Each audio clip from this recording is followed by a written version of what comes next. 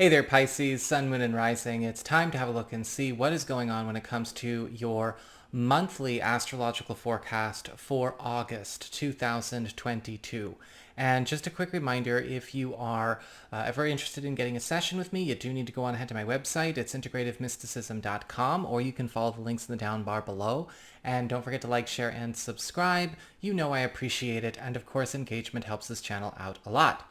So what is going on when it comes to August? Well, we'll start with the sun, bringing special focus, highlights, attention, enhancement, and support to your sixth house of work, your reputation, your schedule, the services you provide, and the populations you serve with them, Leo, through the 22nd of the month. And this is a time where you are getting a chance to draw in all of the best people in order to be able to have, I guess you could say, the business profile, the professional profile, and not only that, but also the quality of life and the earning power that exceeds a lot of limitations that maybe you have been working with so far at your job or in your career. With the sun in the sixth house, there is a big focus on purification. That's sometimes what the sun can do. And there is the sense of somebody almost casting a better business spell on your work life.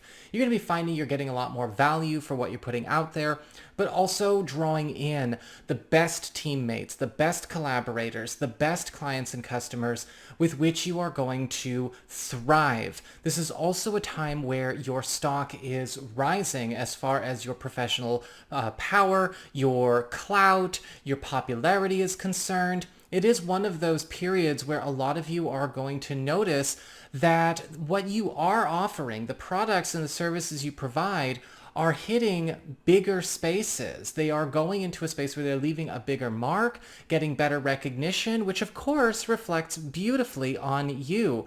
This could also be setting you up for better work opportunities, more competitive roles, but also some big breakthroughs as to how people respect and compensate you. After the 22nd of the month, we've got the sun moving on into Virgo for the duration of August and going into about week 3 of September. This is your seventh house of partnerships, closest one-on-one connections. So this area is in charge of your boyfriend, girlfriend, your BFF, your business partner, your husband, wife, your roommate, all the people you have your closest one-on-one involvements with. With the sun here, there is a big focus on bringing in new adventure, new levity, new recreation, and fun into all of these relationships to make them all the more prosperous, all the more fulfilling for all parties involved, and allow for deeper connections on a much more simple, wholesome level. Because with the sun, we are also getting a chance to be kids again. We are getting a chance to enjoy each other's company in a much more rewarding, deeply personal, and fun way. You know, this is a time for a lot of adventure. We're also getting a chance to play just with everything and anything that we do. Even the things that seemed to be once toilsome are getting new life breathed back into them. A lot of you who are maybe single or available to new people are going to find that this is how that new bonding glue is getting set.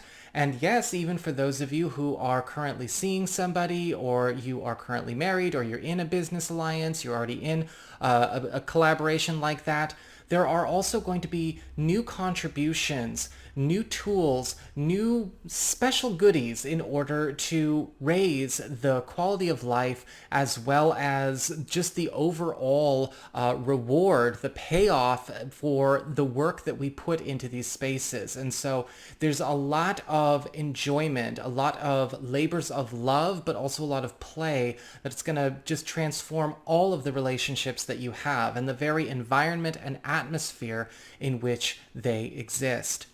We have Mars, the planet of action, passion, energy, that obstacle clearing driving force in Taurus through the 19th of the month.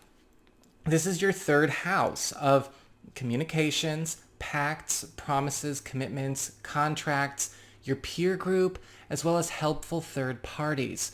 With Mars in the third house, this is a time where you are getting a chance to break free from a lot of binds, contracts, or agreements or commitments of the past that have been maybe limiting your movements or in effect binding you until this point. What has put you in a corner? What has kept you in a space where you've been having to simply live with limitations imposed on you by the external? Mars in the third house brings champions to us, and you may be finding that friends and allies are getting a lot closer, helping you to tackle big problems, big challenges, tear down big walls, and you may find with Mars in the third house as well, you're becoming a much more powerful voice in your community. Now, whether this is a social matter, this is your town, or this is somewhere in your career, your business, or however this applies to you, you are stepping into a place where you're becoming a stronger influence and even getting a chance to be a leader in many of these spaces. Keep in mind, with Mars in the third house, sometimes, and I've had this happen every time this happens in my third house, we may end up coming off a bit more aggressive when we want to be assertive.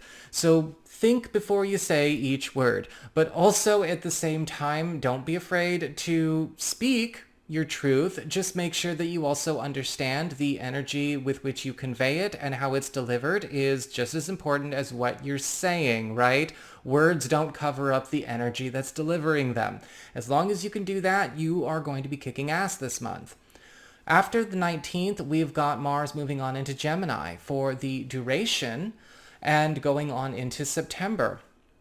Now, with Mars in the fourth house of home, family, the domicile, anything relating to your roots or home-based business operations, there is a big focus on a lot of demolition and renovation all happening at the same time, because Mars is all about doing a massive clearing of the home environment, whether it's in the material sense or it's in the non-material sense, in order to give you your ideal sense of paradise. Sometimes Mars puts us in a beautiful position to watch our household income, right, our household economic situation go through a massive burgeoning experience, though you may be working a lot with this. You may be taking a lot of work home. Things are feeling very prosperous, very gainful. However, this is also a time where Mars is forcing us to also eliminate a lot of old burdens, a lot of old baggage, a lot of old shadows, whether it's the cause, the core, the memory, or the legacy of old decisions made in the family, maybe in your family right now, or maybe even going back to your family of origin. There's a lot of demolition and renovation work happening there. This can be very, very stimulating and inspiring to some, and to others, this can feel very much like a war zone. It really all depends on who you're dealing with and where they're at in their social and emotional and spiritual maturity. But when it comes to family matters, yes, sometimes Mars can stir up a little bit of drama, but it's constructive drama. We have Venus, the planet of love, favor, popularity, and affection, in Cancer through the 10th of the month. This is your fifth house of love, romance, recreation, creativity, as well as parenthood. Now, with Venus in the fifth house, this is one of our sweet spots when it comes to all matters of romance, eroticism, anything where you are looking to just become all the more sensuous in your one-on-one connections, in a romantic relationship that you are already in, or if you're seeing somebody, or if you're married, or drawing in closer to yourself people that have the same love languages as you, or love languages that are perfectly compatible and complementary. This is a time where we are discovering a new way to do love. Now, this could be a beautiful time for a reinvention of an existing romantic relationship, right? We become different people, so we have different relationships with people all the time. You might have 4 or 5 different relationships with your partner or with your spouse over the course of your lifetime, and this could be a call for that. This is also very strong for those of you who are maybe single or available to somebody new, to have that reinvention go on, right? Bringing new life into your love life by taking a walk on the wild side with somebody new. This is also going to be a time where you may be finding that love is also stimulating other areas of your world, right? Your spiritual life, your work life, your creative life, your artistic life. It's a beautiful place to have Venus. After the 10th, we've got Venus moving on into Leo, which is that 6th house of work, reputation, schedule, the teams you're on, and the people you serve, and all of that. And with Venus in the 6th house, you're going to find that what you're bringing to the table is suddenly what is in your office or in your industry or in your vocation. You, your team, any collaborators or partners that you have are going to be ahead of the curve, and you may be finding that the financial, social, and professional rewards for being ahead of the curve are going to speak for themselves, and they're going to be plentiful as we go through the back half of August and on into September. With Venus here, a lot of you may decide it's time for you to give yourself a raise, or you may notice that a raise is coming automatically, or you could probably get away with doing both. This is also a time where you are attracting clients and customers that want to give you more, that you enjoy working with. Not nightmares with a lot of money that are just trying to buy your time and eat your energy, but good ones. And so pay attention, because with Venus in the, in the 6th house, there's a lot of star power here for you as we close up August and go into September. We've got Mercury, the planet of communications, speed, and productivity in your 7th house of partnerships, your closest one-on-one connections, right? The boyfriend, girlfriend, BFF, business partner, husband, wife, roommate, all the people we spoke about before. And with Mercury here from the 4th through the 24th of the month, this is going to be a time where we are speeding up developments of a joint project, a joint story, or a joint pursuit to a very powerful fruition that is going to be almost like a graduation moment for you and all parties involved. With Mercury here, this could be a love story, this could be a business story, this could be a story of a friendship, or the story of a project or a business you're trying to start. But with Mercury speeding this up, it's almost like every single move we make is helping us to clear steps faster than going in a more one-at-a-time linear fashion. Mercury here is also helping to build a stronger intellectual rapport with all of your closest one-on-one involvements, right? That meeting of the soul through the meeting of the mind.